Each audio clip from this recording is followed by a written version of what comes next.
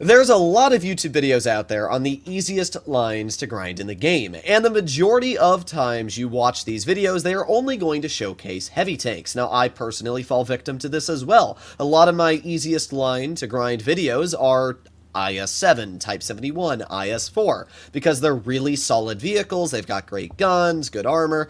However, a lot of beginners also want to take a stab at mobility, and maybe you've already ground a heavy or you want to try a medium tank first. Well, in today's video, I'll be showcasing the T-62A, the Soviet Tier 10 tech tree medium, which I am dubbing as the best medium for a beginner to grind for a numerous amount of reasons. Now, there are other mediums that are really solid. For example, the STB-1 features nice DPM, good alpha, fantastic gun depression, and very solid armor. The reason I discluded this from the choice is because the line itself is very, very bad for any beginner to grind. Starting at the Cheeto to the Chi-Ri to the STA-1 to the Type 61, all terrible beginner tanks. And other tanks that I had cross my mind, well, the E50M is actually not a bad choice, but it's also not a great choice. You need to understand angling, you need to understand that it's a big boxy vehicle that you can't just always YOLO in. I think it's a good vehicle, but definitely not the best choice for beginners. The Patton is a very solid choice, but once again, grinding the Patton line can be a bit painful, whether it's the Pershing, the T20, or as well the M46 Patton, just not the best grind. So that leaves us with the 62A. There's really not any other options. I wouldn't suggest the 4202, not a great tank, and even though the Progetto is a very solid vehicle, it's still not the best. The only other tank that crossed my mind that's a very solid choice for a beginner is the WZ-121, but the gun and playstyle of the whole line is still a bit more experienced rather than the T-62A. So let's talk a bit about the 62A and then I'll get into some gameplay. Let's start off with the grind itself. The T-62A is a very simple and easy to understand grind. You start at the T-34, make your way to the T-34-85, a pretty stock standard, somewhat armored medium. It gets you used to what the T-43 is going to be like. And the T-43 is just a slightly larger version of the T-44. Even though the T-44 is quite old, it is still a pretty solid medium. It features a great gun on penetration, average damage, decent DPM, good gun depression, overall just a solid medium that'll get the job done. Once you get to the T-54, this is a super beginner-friendly medium. It features incredible upper armor, and as well, two very solid gun choices. The best thing about grinding the T-54 and going to the T-62A is that if you ever want a more challenging line, you can also then immediately go for the Object 140, which is a much harder vehicle to play. In fact, probably one of the hardest mediums. Now that we've taken a look at the grind up to the 62A, let's actually see what this Soviet medium has going for it. First of all, a pretty solid gun, especially when it comes to the 3,600 damage per minute. Damage per minute is not always everything. There's a lot of new players out there that think the more DPM means your tank is flat better. That's not the case. Vehicles are balanced accordingly to their alpha, damage per minute, and overall abilities they have going for them. Obviously, heavies aren't going to feature as much damage per minute as mediums, but that's because they've got armor, they've got more hit points, and certain heavies have bigger alpha guns. So when it comes to the T-62A, this vehicle definitely requires good DPM because it only has 310 damage per shot. So you want to make use of that very low alpha by pumping out a lot of shells. When it comes to the dispersion, it's not great at .317, but it's also not terrible. You have such a fast rate of fire, it honestly shouldn't matter all too much. And when it comes to the aiming time of 2.9 seconds, overall, pretty good. If we take a look at the vehicle's penetration, it's 245 on the standard and 300 on the premium. Now, personally, I like to run calibrated shells because it increases your premium pen, which is much better for dealing with heavily armored opponents, which you might run into every now and then. When it comes to the mobility, the vehicle features a top speed of 55 and a reverse of 20. It actually used to be a little bit slower, but in one of the later updates, Wargaming buffed the mobility of this tank and nerfed its accuracy, but that's fine with me, because the mobility makes this tank a lot more flexible in frontline positions, getting in and out of areas. The vehicle also features 7 degrees of gun depression. Gun depression is obviously incredibly important because it allows you to work more ridge lines. So up against us, we got a lot of mobility. We got a Progetto, an E50M, and 2 Bosch Chatillon 25 tons. Apart from that, they only have an E5 and a MIL-2 and a T30. So this battle, I've got to be very careful, especially because Wargaming only gave me 3 mobile tanks and they have 4. So I'm going to have to be quite careful this game. In fact, I'm going to stay a bit further back. I'm going to let my WZ-132-1 possibly spot for me, and then after he does, maybe I'll support him. But for now, we're going to stay just a little bit further back. This is actually a really good vantage point to get any early game shots off. We can see the Bat Chat's playing very aggressive. Come on, Bat Chats, what are you going to do? Well, that one's looking like it's going to cross, maybe. We spotted another tank. You can see this is why I did not want to play super aggro, just because of the fact of this. So let's see if we can get a shell into the E50. Unfortunately, we were not able to. That's actually a rather unfortunate circumstance, but our second shell was able to cut right into his tank.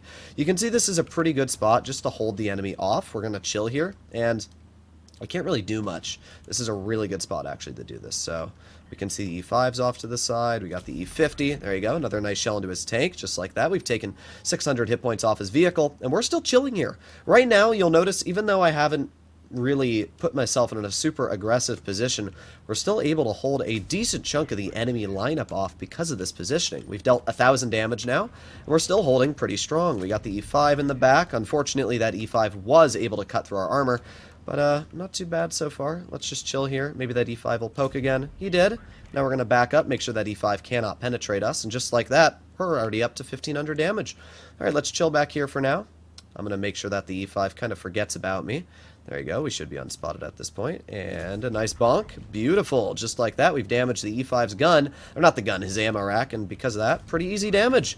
T30 misses me. We're going to put on our adrenaline. The E5 has a damaged ammo rack, so we can keep shooting this T30. Let's go for one more shell maybe into his tank. And, well, let's actually go for the E5. There you go. Nice 316. Just like that, we are already up to 2,800 damage. You can see just how good of a spot this is. I've literally completely stopped this flank of tanks over here from doing anything, which is actually pretty impressive when you think about it. So T30 is now turning his turret to the side. We're able to cut another shell right into his tank. We're going to reload again. At this point, I really could care less if that T30 shoots me, but even if he does, it's not going to matter.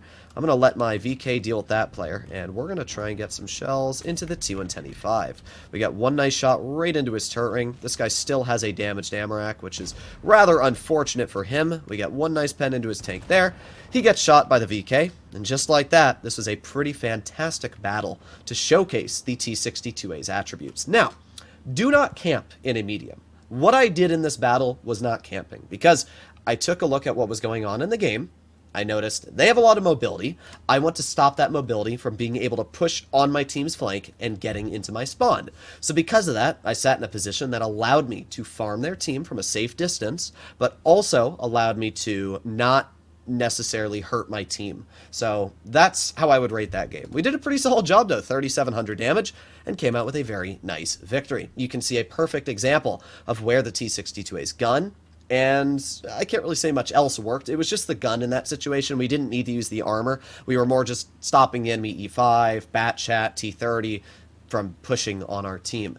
So let's see what we can do in this next battle. Up against us, we actually have only one mobile tank, being the Sheridan. Now, the Sheridan is a very nice light tank. It features big alpha, great mobility, and the most view range in tier 10. So I do need to be a little bit cautious about that tank, but right now we're going to focus on the crossing in mid. Naval Frontier is a fantastic map to get some early game shots off.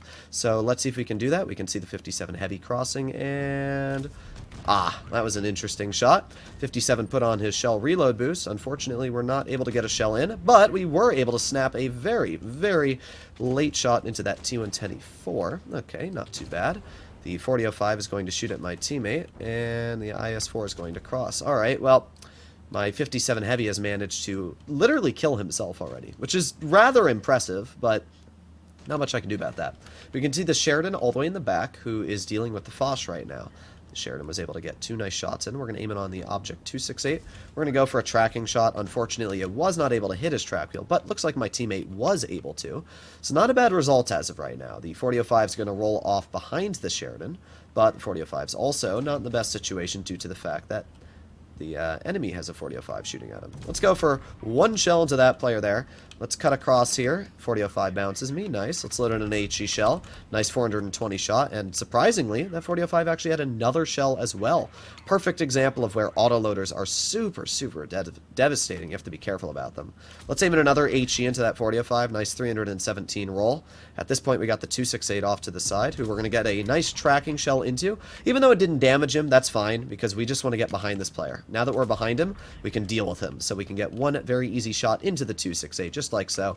And we can get the final one, finishing him off. Alright, well just like that, we've been able to do a pretty solid chunk of damage this game, and we've been able to clear a lot of the enemy. You can see where we've been able to use the mobility this tank features. We've been able to use the DPM. The 62A is just a fantastic vehicle. Now, it definitely requires some skill to drive. It is a medium, after all, and mediums are more skill-intensive rather than your average heavy.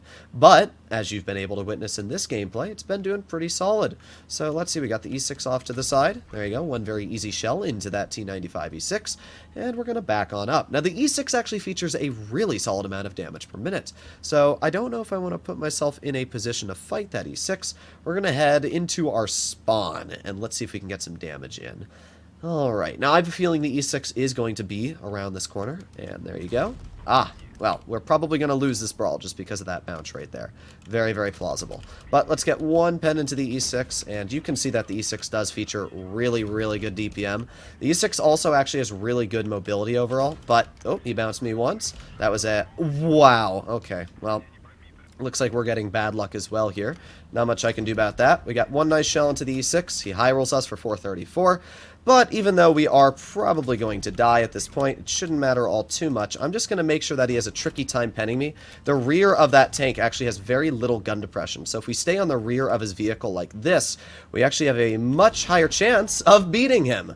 That E6 definitely messed up that situation and allowed me to come out with a victory there. But I'll take advantage of it. I don't know how we managed to win that, but I'll take it. I'll very much take it. As I said, we got very unlucky that two of our shells bounced that guy. Both that should have penned, but either way, 4,400 damage, we pulled out an ace, and we blocked 2,000. A perfect example overall of the T62A's capabilities and why it is a great beginner medium. It's not the best tank out there. There are better mediums that might do the job better in certain scenarios, but the line is great. The overall tier 10 is fantastic, and I think it's a really solid tank. It's very underrated. After it got changed, a lot of people don't really drive it anymore, but it is a very solid vehicle that, in my eyes, is still incredible. Hopefully you enjoyed the video. I'll see you in the next one. Bye-bye.